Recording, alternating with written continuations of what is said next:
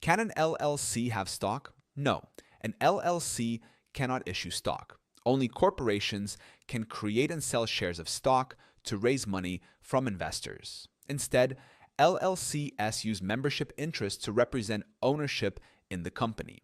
These membership interests can be customized in the operating agreement to decide how profits, losses, and voting rights are divided among members. While LLCs don't issue stock, they can still raise money by bringing in new members, selling membership interests, or securing loans and private investments. This flexibility is one of the main advantages of an LLC compared to a corporation.